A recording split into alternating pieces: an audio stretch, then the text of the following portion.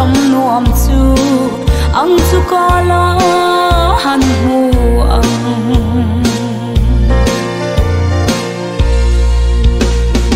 lung ti len tang ka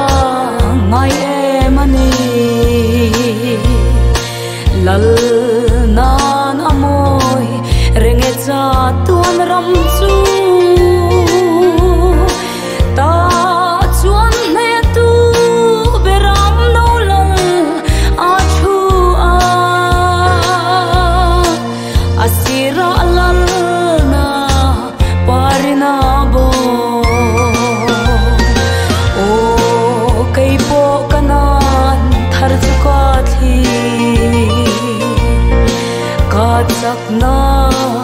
ringin ka kheng lo vang ma se la je havan min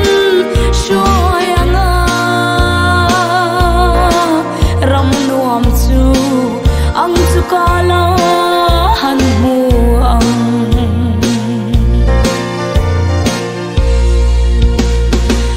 kanan pang par le khotlang reng chu shuai tu mau sian nu tianga chhon ta ngai lo angin salem tanga lon ta Israel fa